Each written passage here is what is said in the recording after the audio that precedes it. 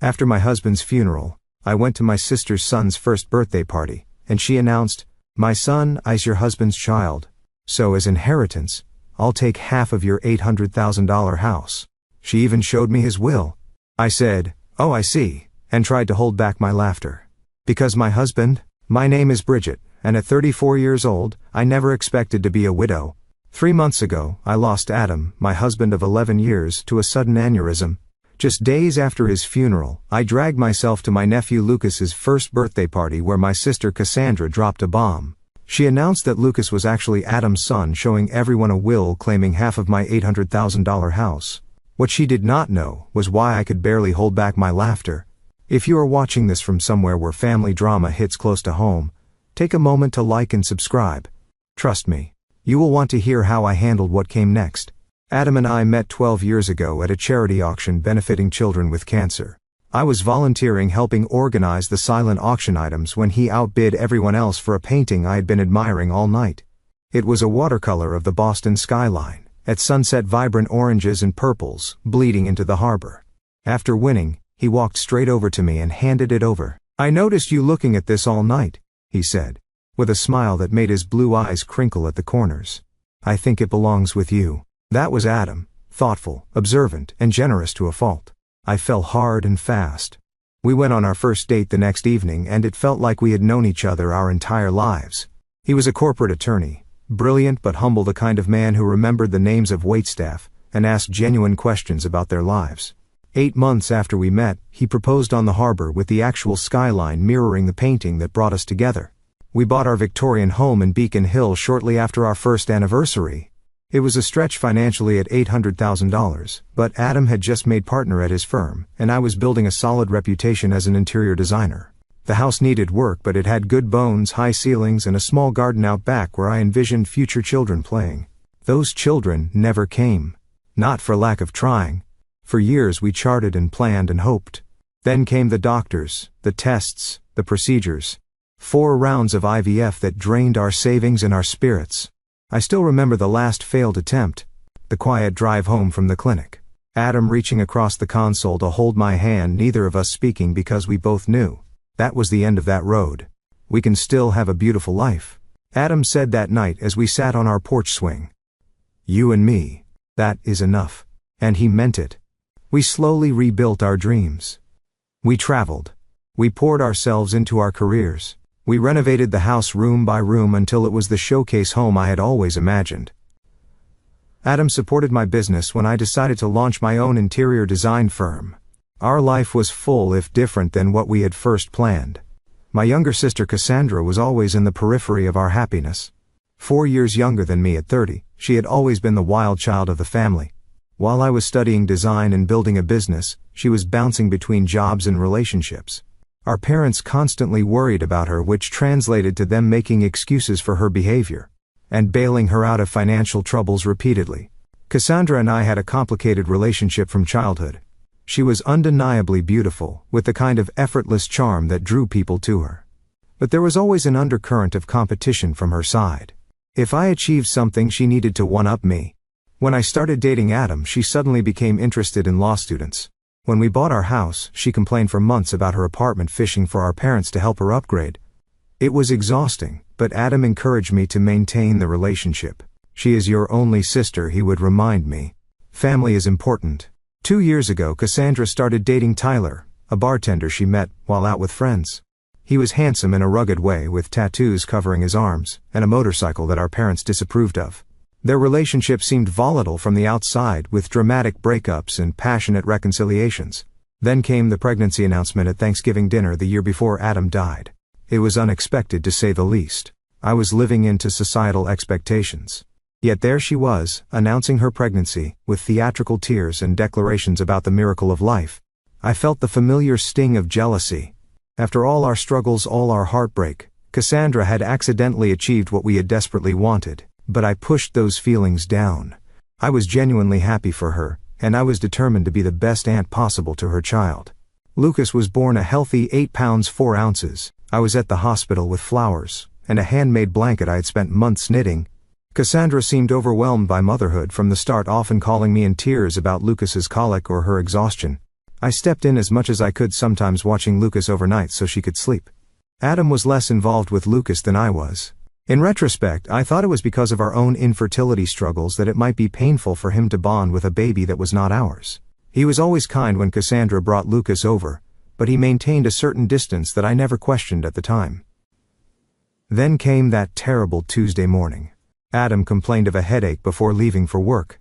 I suggested he stay home, but he had an important client meeting. Just a migraine, he insisted, kissing me goodbye. "I will call you after the meeting." That call never came. Instead, I got one from the hospital. By the time I arrived, he was already gone. Brain aneurysm, they said. Nothing could have been done. He was 36 years old. The next days passed in a blur of arrangements and grief.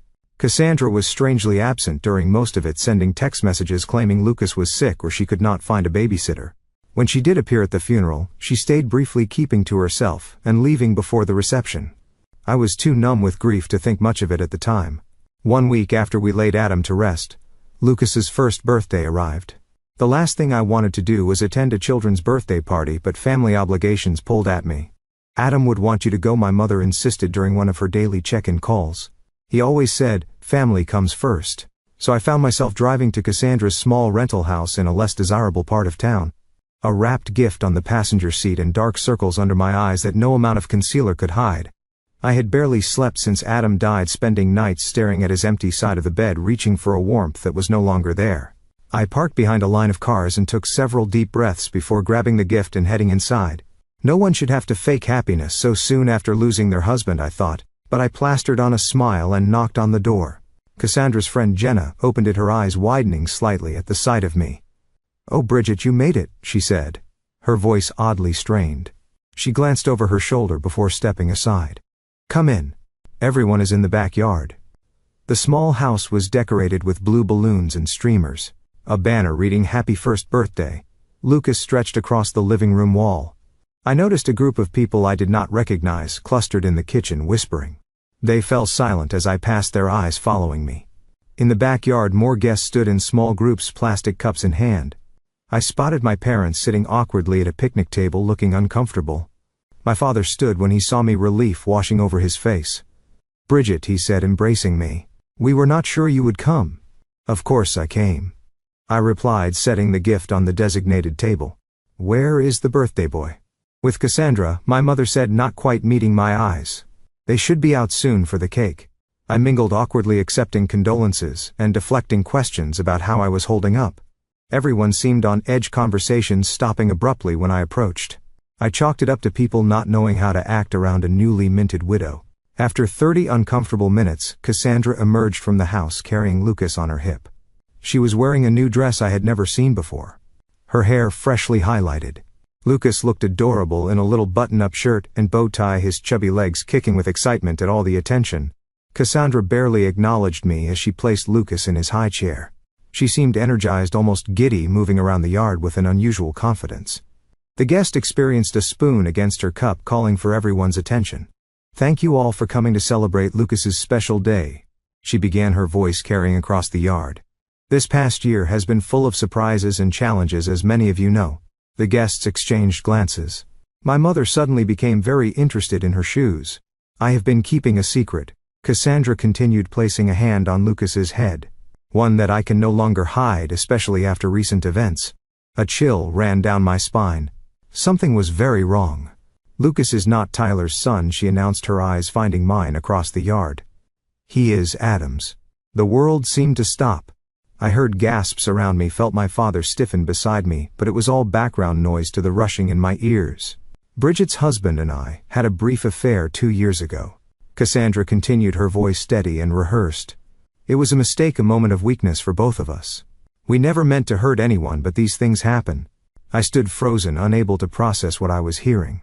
My sister was claiming she had slept with my husband, that her son, the nephew I had lovingly cared for, was actually Adam's child. It was so absurd that I almost laughed out loud. Cassandra was not finished. She reached into her purse and pulled out a folded document. Adam knew the truth about Lucas. Before he died, he updated his will. She held up the paper. He wanted his son to be provided for. "This will states that half of the house Adam and Bridget owned should go to Lucas as his biological child." Every eye in the yard turned to me. I could see the pity, the morbid curiosity, the discomfort. My parents looked stricken, my father half standing as if unsure whether to intervene. And then, to everyone's surprise including my own, I felt a smile tugging at my lips.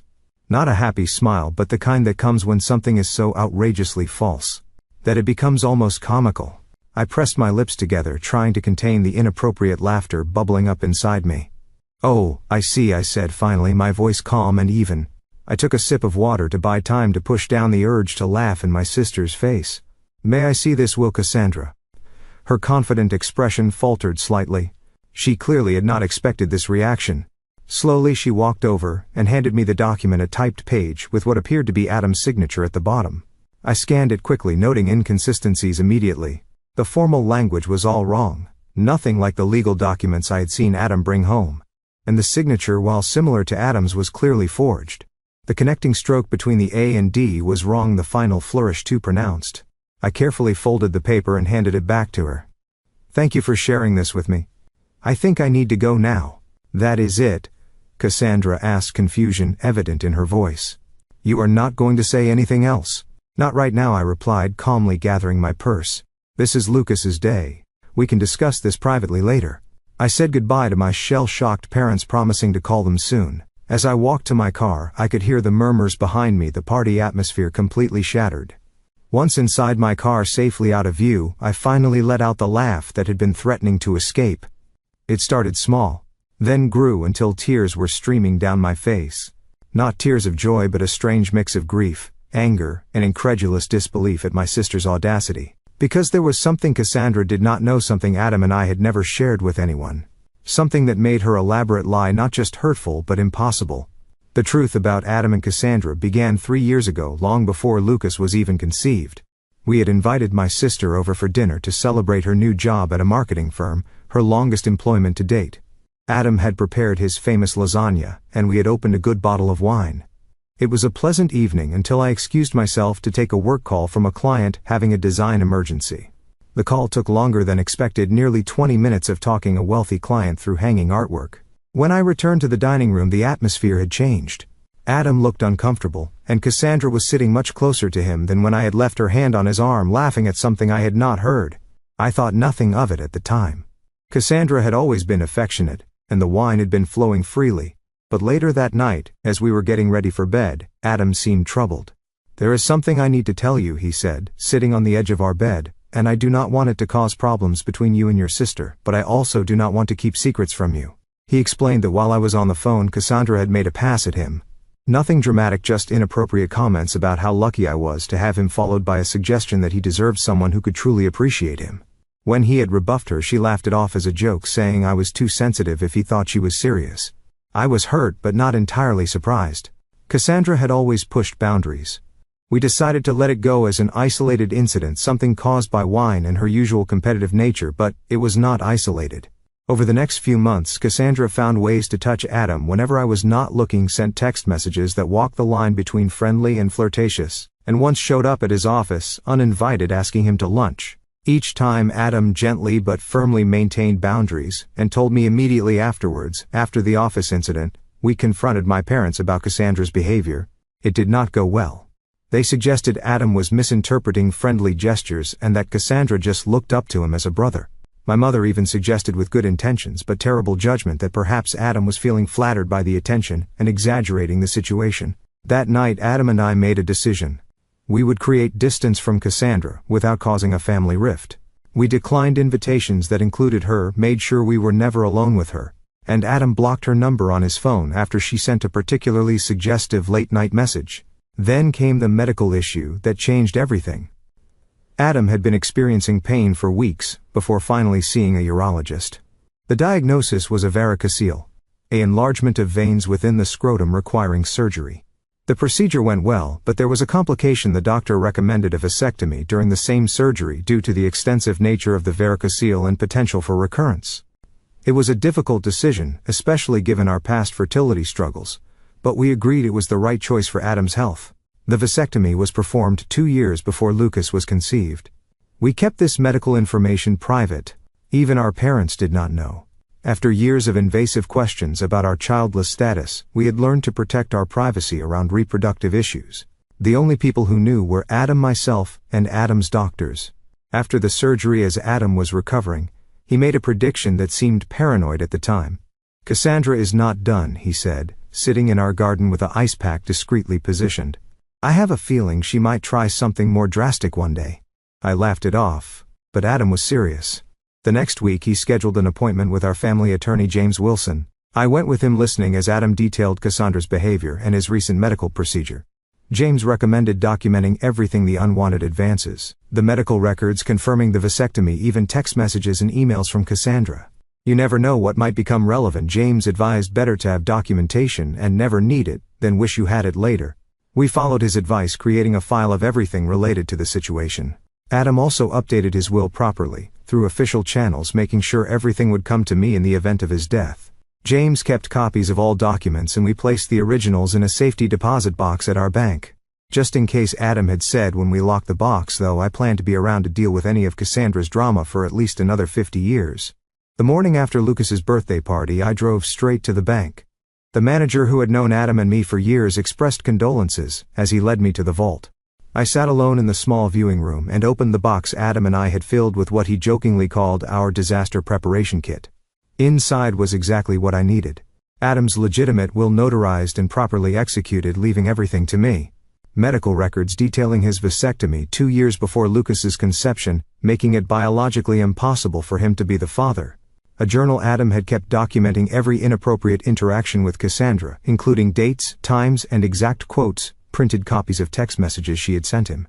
A letter from our attorney confirming that he had witnessed Adam's legitimate will, and was available to verify its authenticity. And at the bottom of the box, a sealed envelope with my name written in Adam's familiar handwriting. With trembling fingers I opened it, and began to read. "My dearest Bridget, if you are reading this, something has happened to me, and you have needed to access these documents. I hope it is many years from now, when we are old and gray and Cassandra's antics are nothing but a distant memory we laugh about. But if not, if the worst has happened, and she has tried to hurt you in my absence, please know that I tried to prepare for every possibility. Use these documents to protect yourself. I know how much you value family, how loyal you are to those you love. But you deserve to be protected from those who would take advantage of that beautiful heart of yours. I love you beyond words, beyond time. Whatever happens, know that, Adam." Tears streamed down my face as I read his words, feeling his love and protection reaching out to me even after death. My practical, thoughtful husband had anticipated this. Not the specific scenario perhaps, but the possibility that Cassandra might try to use his death to her advantage. I carefully returned everything to the box, except what I needed: copies of the medical records, the legitimate will, and selected journal entries. Then I called James Wilson and scheduled an appointment for that afternoon. James Wilson's law office was in a converted brownstone in downtown Boston, the kind of place that exuded old money and discretion. I had only been there a handful of times with Adam, but the receptionist recognized me immediately, her expression softening with sympathy. "Mrs. Preston," she said, standing to greet me. "Mr. Wilson is expecting you. Please accept my condolences for your loss." James was in his 60s, with silver hair, and reading glasses perched on the end of his nose. He had been Adam's mentor when Adam first joined the firm, and they had maintained a close friendship even after Adam moved to a different practice. He stood when I entered, coming around his desk to embrace me briefly. "Bridget," he said, gesturing for me to sit. I was devastated to hear about Adam. He was one of the good ones. He was, I agreed, my voice catching slightly, and it seems he was also right about preparing for the worst with my sister. I explained what had happened at the birthday party, showing him the forged will Cassandra had presented. James examined it, his expression growing increasingly concerned. "This is an amateurish forgery," he said finally. "The language is all wrong, and the signature, while similar, would never stand up to expert analysis. But the fact that she created this at all is deeply troubling." I showed him the documents from the safety deposit box, the medical records confirming Adam's vasectomy, the legitimate will, and Adam's journal documenting Cassandra's behavior over the years. "Adam was nothing if not thorough," James said, reviewing the materials. "These medical records alone disprove her claim about Lucas's paternity. The vasectomy was performed 2 years before the child was conceived. It is biologically impossible for Adam to be the father." "What should I do?" I asked. "I do not want to humiliate her publicly, but I cannot let her take half of our home based on a lie." James leaned back in his chair, considering. "First, we need more information. I recommend hiring a private investigator to look into Cassandra's current situation. There is likely a motivation beyond simple cruelty here. People rarely attempt fraud of this nature without financial pressure. He recommended Frank Delaney, a former police detective who now worked as a private investigator, often on cases for the firm. I agreed, and James made the call, immediately explaining the situation in broad strokes. Frank arrived an hour later, a stocky man with a Boston accent and no-nonsense attitude. He took detailed notes as I explained the situation, asking pointed questions about Cassandra's relationship, history, employment, and financial status. I realized how little I actually knew about my sister's current circumstances. We had grown further apart since Lucas's birth, with my attempts to be involved as an aunt often rebuffed or taken for granted. "I will need a few days," Frank said, when I had finished. "My preliminary focus will be on her financial situation and relationship with the child's actual father. Is there anything else you can tell me about him?" I shared what little I knew about Tyler, the bartender Cassandra had been dating when she became pregnant. I had only met him a handful of times, and he had seemed uninterested in family gatherings. "Last I heard they were still together, but she rarely mentions him anymore," I said. "He was not at the party yesterday, which I thought was strange for the father of the birthday boy." Frank nodded, making another note. "That is a good starting point. I will be in touch soon." 3 days later, Frank called requesting a meeting at James's office. When I arrived, both men were reviewing documents spread across the conference table. "Mrs. Preston," Frank began once we were seated, "I have uncovered some concerning information about your sister's situation." According to his investigation, Cassandra was in dire financial straits. She had accumulated over $75,000 in debt, spread across credit cards, personal loans, and medical bills for Lucas, who had needed surgery for a heart defect shortly after birth. Her credit score was abysmal, and she had been rejected for 3 additional loans in the past month alone. "She is also facing eviction," Frank continued, sliding a document across the table. "This is a copy of the notice her landlord filed last week. She has until the end of the month to pay 4 months of back rent or vacate the property." As for Tyler, he had apparently abandoned Cassandra and Lucas shortly after the birth, moving to Seattle with a new girlfriend. He was paying minimal child support, barely $200 a month. And even that irregularly. "I also found these," Frank said, producing printouts of text messages. "She has been telling friends about her plans to claim part of your house for weeks. These are messages between her and a friend named Jenna." I recognized the name as the woman who had opened the door at the party. The messages were damning. "Adam's death is terrible, but maybe it's finally my chance to get what I deserve. That house is worth at least 800 Kelvin now. If I play this right, I'll have a nice nest egg for Lucas and me. The will is almost ready. My friend Dave is good with Photoshop and found a sample of Adam's signature online from some charity auction. It looks totally legit. Bridget has always been the golden child. Time for me to get my share. She got 11 years with a great guy. The least she can do is share the wealth now that he's gone." I felt physically ill reading the calculated coldness of my sister's words. This was not just opportunism. It was premeditated fraud designed to capitalize on my grief. "There is more," Frank said gently. "I ran a background check on Tyler Martin, the actual father. He has a history of domestic violence charges from a previous relationship and currently has a warrant out for unpaid child support for another child in New Hampshire. He is not someone you would want around your nephew." I sat in stunned silence, trying to process everything. My sister was not just desperate. She was willing to destroy Adam's reputation and our marriage to solve her financial problems, and her choice in partners had put Lucas in a potentially dangerous situation. "What do I do with all this?" I asked, looking between James and Frank. "I cannot just expose all of this publicly. Lucas is innocent in all of this. He is still my nephew." James removed his glasses, rubbing the bridge of his nose. "You have several options, Bridget. We could file charges against Cassandra for attempted fraud and forgery that would likely result in criminal penalties for her, possibly even jail time given the amount of money involved. Or," he continued, seeing my distress, "we could handle this privately. Confront her with the evidence, require her to retract her claims, and potentially work out an arrangement that protects both you and the child." I left the meeting with a heavy heart and a folder full of evidence. That evening I called my therapist, Dr. Laurel Chen, whom I had been seeing since Adam's death, and scheduled an emergency session. In her calm, plant-filled office, I unloaded the entire situation. "I am so angry I can barely see straight," I admitted. "But Lucas is just a baby. None of this is his fault. And despite everything, Cassandra is still my sister. Dr. Chen listened attentively, asking occasional questions about my relationship with Cassandra throughout our lives. It sounds like this pattern of competition and manipulation has existed since childhood, she observed. The current situation is an escalation, not an anomaly. What would you do? I asked desperately. I cannot tell you what decision to make, she replied. But I will say that compassion does not mean allowing yourself to be victimized. You can be kind, while still establishing firm boundaries and consequences. After much reflection, I decided on a course of action. I would confront Cassandra privately with all the evidence, offering her a choice faced potential legal consequences for her fraud, or accept a compromise that would provide for Lucas while requiring accountability from her. With renewed determination, I called Cassandra the next morning. We need to talk about the will, I said when she answered. Can you come to my house tomorrow afternoon? Just, Lucas. I knew you would come around, she replied, sounding smugly satisfied. I will be there at 2. I spent the morning preparing for Cassandra's visit, arranging documents in a logical order, and setting up recording devices on James's advice. Massachusetts is a 2-party consent state, he had warned me, so you cannot record her secretly. But you can ask for her permission at the start of your conversation, framing it as a way to ensure you both have a record of any agreement reached. At precisely 2 o'clock, the doorbell rang. I took a deep breath, steadying myself before opening the door.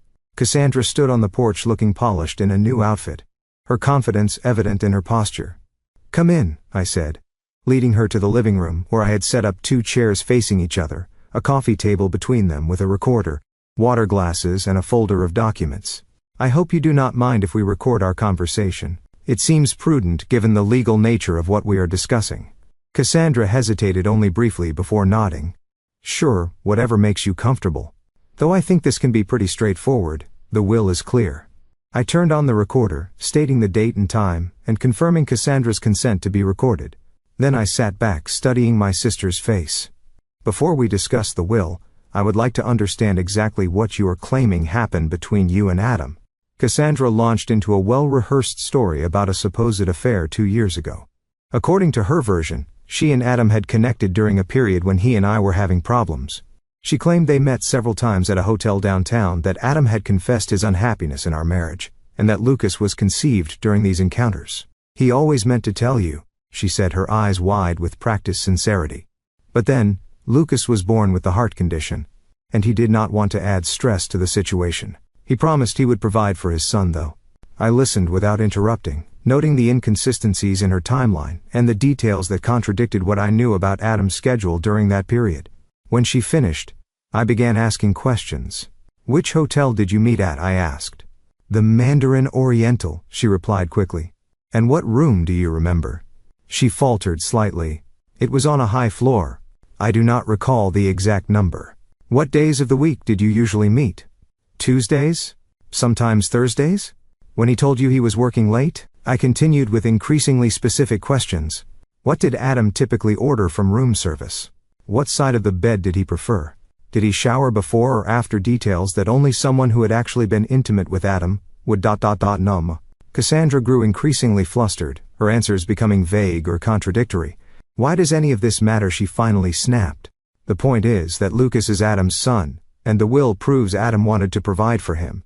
Actually, I said calmly, opening my folder, both of those claims are demonstrably false. I placed the medical records on the table between us. 2 years before Lucas was conceived, Adam had a vasectomy following surgery for a varicocele. It was completely successful, confirmed by follow-up tests. It was physically impossible for him to father a child after that procedure. Cassandra's face drained of color. She picked up the medical records with trembling hands, scanning the clinical language and dates. These could be faked, she said weakly. They are not, I replied. And Adam's doctor is prepared to testify to their authenticity if necessary. But that is just the beginning. Next, I produced the legitimate will, notarized and properly filed with the court. This is Adam's actual will, prepared by James Wilson, and witnessed by 2 partners at his firm. As you can see, it leaves everything to me with no mention of Lucas. Cassandra's confidence was visibly crumbling, but she attempted to rally. He must have changed it after this was drawn up. The will I have is more recent. The will you have, I said evenly, is a forgery.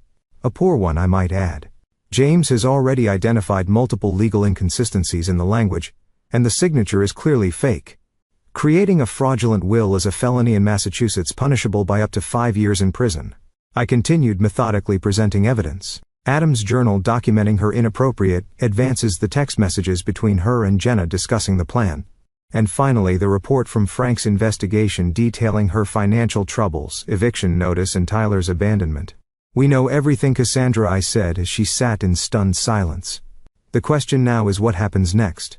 For a long moment she did not speak. Then to my surprise she began to cry.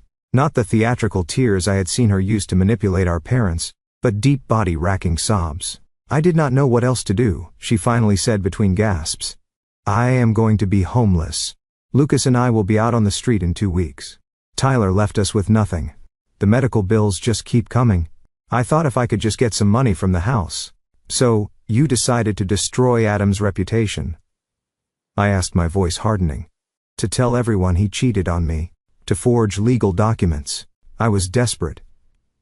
She shouted, her sadness turning to anger. "You have everything, this big house, a successful business. Everyone's respect. What do I have? A baby with a heart condition, $75,000 in debt, and an eviction notice. You try making good decisions in that situation." Her outburst hung in the air between us. The raw honesty of it, stripped of the manipulation and lies, reached something in me. Not forgiveness, not yet, but perhaps understanding. "Lucas is Tyler's son, is not he?" I asked more gently. She nodded, wiping her eyes. "Yes, Adam never touched me, not like that. I did try with him years ago. He always shut me down immediately. He was annoyingly loyal to you." "And the will?" "My friend Dave helped me create it. He does graphic design and thought it would be easy to fake a signature. I was going to use it to pressure you into giving me money. I never thought you would actually look into it so thoroughly." I turned off the recorder and sat back, considering my next move. Cassandra watched me nervously, clearly expecting the worst. "I could press charges," I said finally. "What you did was illegal, not to mention cruel and calculated." She nodded miserably. "I know. But that would hurt Lucas," I continued. "And despite everything, he is my nephew. I love him." I leaned forward, making sure she was looking directly at me. "So here is what is going to happen. You are going to tell everyone the truth. That you lied about the affair, that Lucas is not Adam's son, and that you forged the will. You will apologize publicly to me and to Adam's memory." And then what, she asked, her voice small. "We will still be evicted." "I am not finished," I said. "In exchange for your full confession and a legal agreement never to attempt anything like this again, I will help you and Lucas. Not by giving you half my house, but by setting up a trust fund for Lucas's education and medical needs, and helping you find stable housing." Her eyes widened. "Why would you do that after what I did?" "Not for you," I said honestly. "For Lucas. And because Adam would want me to help his nephew, even if that nephew's mother tried to destroy his reputation. There will be conditions," I continued. "You will enter therapy and financial counseling. You will maintain steady employment. And you will allow me to be part of Lucas's life to ensure he is being properly cared for. If you violate any of these conditions, the support stops immediately." Cassandra was quiet for a long moment, processing everything. "I do not deserve your help," she finally said. "No, I agreed, you do not. But Lucas deserves a stable home and medical care. And I deserve to have my husband's memory untarnished. This solution gives us both what we need." After further discussion of the details, Cassandra agreed to my terms. We would meet with James the next day to formalize the agreement, and she would make her public confession at a family dinner the following weekend. As I showed her out, she paused at the door. "I really am sorry, Bridget. I have been jealous of you my whole life. Everything always seemed to come so easily to you." "Nothing about my life has been easy," I replied. "You just never bothered to look past the surface. Maybe it is time you started." The family dinner I arranged for Saturday evening was tense from the start. My parents arrived early, my mother bringing her signature lasagna as a peace offering. "I do not know what this is about," she said, as she set the dish on my counter. "But Cassandra has been calling us in tears, saying you are forcing her to come to some sort of family meeting. Just wait until everyone is here." I replied, pouring her a glass of wine. "This needs to be addressed once with everyone present." By 7 o'clock we were all seated around my dining room table. My parents, Cassandra, without Lucas, who was with a babysitter, and me. James had advised me to record this conversation as well, and a small recorder sat in the center of the table. "Thank you all for coming," I began after explaining the recording. I have asked Cassandra to share some important information with you. Cassandra. My sister looked pale and uncomfortable, her usual confidence nowhere to be seen. She stared down at her plate as she spoke. I lied about Lucas being Adam's son, she said, her voice barely above a whisper. Adam and I never had an affair. Lucas is Tyler's child and I forged the will I showed at the birthday party. My parents stared at her in shock. But why would you do such a thing? My father demanded. Do you have any idea what that claim did to your sister? To Adam's reputation? Cassandra explained her desperate financial situation, her voice gaining strength as she detailed the mounting debts, Tyler's abandonment, and the eviction notice. As she spoke, I could see my mother's expression shifting from shock to sympathy. Oh honey, she said when Cassandra finished. Why did not you just come to us for help? You did not need to make up such terrible lies. Would you have given me $400,000? Cassandra asked bluntly. Because that is what I would have gotten if my plan had worked. Half the value of Bridget's house. Of course we could not give you that kind of money, my father said. But we could have helped with the rent, at least temporarily. Instead you chose to try to defraud your own sister while she was grieving her husband.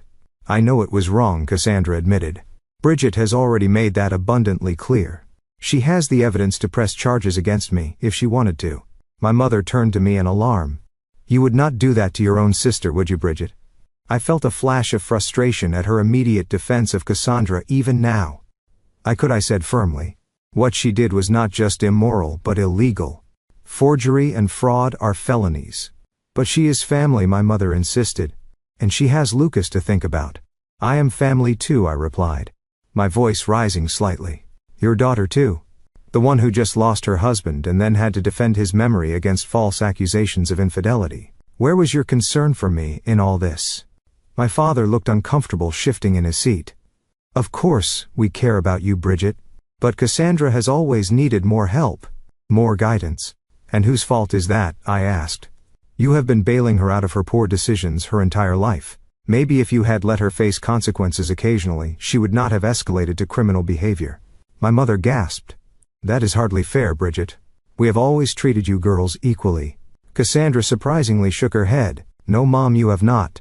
Bridget is right. You always made excuses for me, always found ways to fix my mistakes. It did not help me. It just made me think I could do whatever I wanted without consequences. My parents looked stunned at this admission. For perhaps the first time, Cassandra was taking responsibility, rather than deflecting blame. So what happens now? My father asked, looking between us. Is Cassandra going to jail? No, I said. I have decided not to press charges under certain conditions. I outlined the agreement Cassandra and I had reached with James's help, the trust fund for Lucas, the therapy and financial counseling requirements, and the stable employment condition. That is very generous, my father said, looking relieved. Especially after what she did. It is more than generous, Cassandra agreed quietly. It is more than I deserve. Well, my mother said, brightening, this is all working out for the best then. Cassandra has apologized, Bridget is helping with Lucas, and we can put this ugly business behind us. It is not that simple, Mom, I said firmly. Trust has been broken here. The healing will take time if it happens at all. And there need to be boundaries going forward. What kind of boundaries? She asked, looking worried. For one thing, I need you both to stop enabling Cassandra's behavior. No more bailouts, no more excuses. She needs to stand on her own feet with appropriate support that does not perpetuate dependency. My father nodded slowly. That seems reasonable. And I need you to respect that my relationship with Cassandra will be different now. I am involved in Lucas's life because I love him and want the best for him. But Cassandra and I will not be close the way we once were, at least not for a long time. My mother looked distressed. But we are family. We need to stick together, especially now. Being family does not mean tolerating abuse, Mom, I said gently. What Cassandra did was abusive. She tried to use my grief to manipulate me, to take advantage of me at my most vulnerable. That has consequences even within a family. The remainder of the dinner was subdued, with my parents processing this new reality. When they left, my father hugged me tightly, whispering, I am proud of you, Bridget. Adam would be too. My mother hugged me as well, but her eyes were sad already. Mourning the idealized family dynamic she had always pretended we had. Cassandra was the last to leave. At the door she hesitated. I really am sorry, she said again. Not just for the will and the lies, but for everything. For the years of competition and jealousy. For not being the sister you deserved. I know, I replied. And I hope the therapy helps you understand why you made these choices. Lucas deserves a mother who is emotionally healthy and honest. Do you think you will ever forgive me? I considered the question carefully. I do not know, I answered truthfully.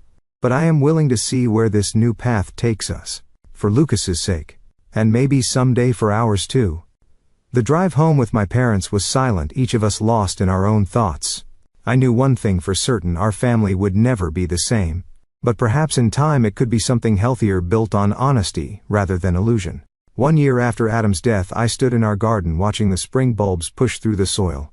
The daffodils Adam had planted the previous fall were blooming a riot of yellow against the newly green lawn. I felt a bittersweet ache seeing them, knowing he had put them in the ground with hopes of seeing them bloom. So much had changed in that year. The trust fund for Lucas was established and already helping with his ongoing medical needs. His heart condition, while requiring monitoring, was responding well to treatment, and he was growing into a cheerful, curious toddler. Cassandra had surprised everyone by truly embracing the conditions of our agreement. 6 months of therapy had helped her recognize patterns of behavior stemming from childhood. The constant need to compete with me, the self-sabotage that had characterized many of her decisions. She had found steady employment as an office manager at a dental practice, a job that provided stability and benefits. Our relationship remained formal but cordial. I saw Lucas regularly, taking him for outings to the park or the children's museum. Cassandra and I did not pretend to be close, but we had found a way to coexist peacefully for Lucas's sake. My parents had struggled initially with the new boundaries I had established. My mother especially found it difficult to accept that her daughters would not have the close relationship she had always envisioned. But over time they too had adjusted, learning to support Cassandra, without enabling her dependency. As for me, the grief support group I had joined shortly after Adam's death had become a lifeline. 12 strangers bound together by loss had become friends, understanding each other in ways that even well-meaning family and friends could not. We met weekly, sharing our journeys through grief, celebrating small victories, and supporting each other through the inevitable setbacks. 3 months after the confrontation with Cassandra, I had established the Adam Preston Foundation for Legal Education, providing scholarships to students from underprivileged backgrounds interested in corporate law. It gave me purpose to see Adam's legacy continuing in the careers of young idealistic lawyers who might otherwise never have had the opportunity to enter the profession. Old friends had stepped up in ways I could never have anticipated. Adam's law partners checked in regularly, inviting me to dinners and events, making sure I was not isolated in my grief. My college roommate Sarah flew in from Chicago monthly just to spend weekends with me, sometimes doing nothing more than watching movies and ordering takeout. And then there was Michael. I met him at a fundraiser for the foundation 6 months after Adam died. He was a professor of ethics at Boston University, thoughtful and kind, with a quiet sense of humor that reminded me of Adam in some ways. We started as friends, sharing coffee after foundation meetings, then gradually transitioned to occasional dinners. It was different than what I had with Adam, as it should be. Michael understood that Adam would always be part of my life, that loving again did not mean replacing what came before. We were taking things slowly, both of us cautious but hopeful. Standing in the garden that spring morning, I reflected on everything Adam had taught me, not just during our years together, but even after he was gone. His foresight in preparing those documents had protected me when I was at my most vulnerable. His journal entries had validated my experiences with Cassandra when my own parents tried to dismiss them. His love continued to shield me even in his absence. I had learned difficult lessons through this ordeal, that family relationships need clear boundaries to remain healthy. That documentation is not just a legal precaution, but sometimes an emotional necessity, that forgiveness does not have to mean forgetting or allowing harmful patterns to continue. That sometimes the people we expect to protect us are the ones we need protection from. But I had also learned about my own strength. I had faced Cassandra's betrayal, navigated the legal complexities, and made difficult decisions about how to move forward, all while processing the devastating loss of my husband. I had found a way to honor Adam's memory while beginning to build a new life for myself. The daffodils swayed in the spring breeze, resilient after the long winter. I thought about how grief is like that too. Not a straight line, but a series of seasons, each bringing its own challenges and unexpected beauties. I was not the same person I had been before Adam died, before Cassandra's betrayal. I was stronger in some ways, more cautious than others, but ultimately more authentic in how I approached relationships and boundaries. Sometimes the most painful betrayals force us to find strength we never knew we had. I said softly to the garden Adam had loved. You could not have known what would happen after you were gone, but somehow you prepared me to face it. And in that way your love protects me still. As I turned to go back inside, I felt a sense of peace that had been absent for so long. Not because the grief was gone, it never would be completely, but because I had found a way to carry it alongside hope for the future. Adam had given me that gift, teaching me that love endures even when the person is gone, that preparation and honesty are acts of profound caring. If there is one thing I would share with anyone facing betrayal within their family, it is this: protect yourself with both documentation and boundaries. The people who truly love you will respect those boundaries, and the ones who do not were never safe for you to begin with. Have you ever had to establish difficult boundaries with family members? Thanks for watching. Take care. Good luck.